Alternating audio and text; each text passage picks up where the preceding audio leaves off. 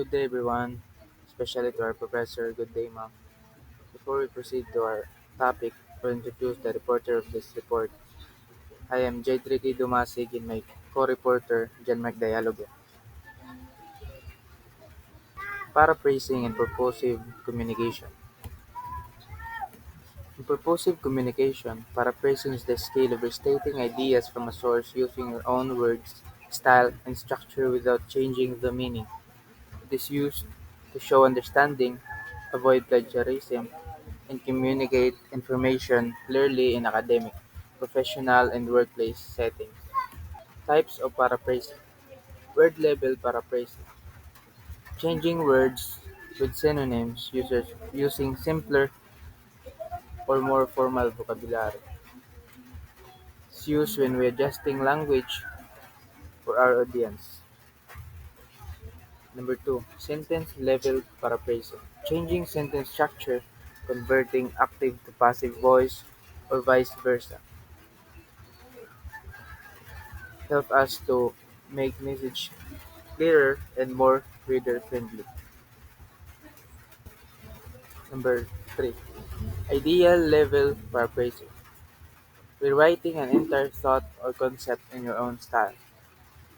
Is used in reports, research paper, and workplace communication. So, dako na kanya gamit para sa mga reports or research papers sa tanan na workplace communication. Number four, shorten, paraphrase, or condense.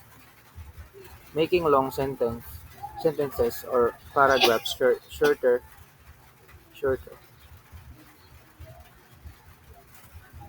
So, mas gamitin siya sa pag-summarize or email communication to brief.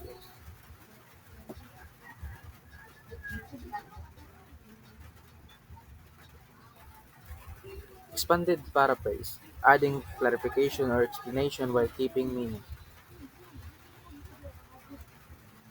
Ma Gagamitan din siya sa kung magpe-present ka sa may mga audience na kailangan mas masayon na explanation. Takosin kanya gamit para sa mga audience. Number six, technical to non-technical paraphrasing.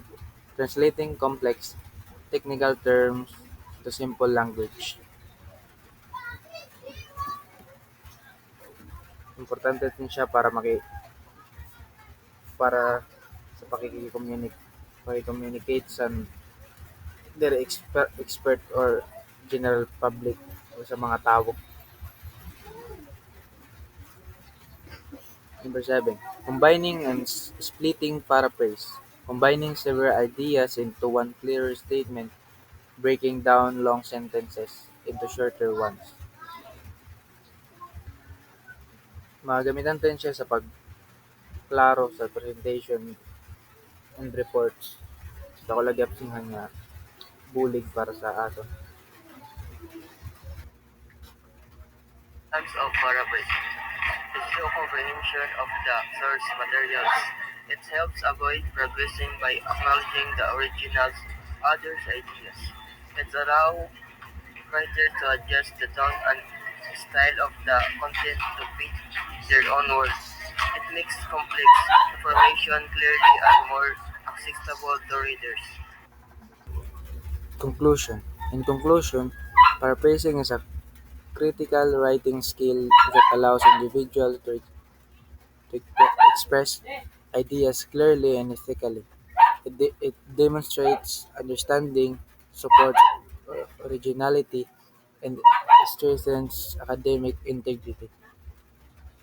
Learning to paraphrase effectively enhances both communication and critical thinking skills.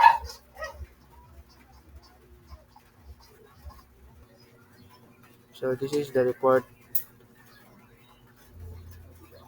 This is a report in purposive communication. Thank you, ma'am.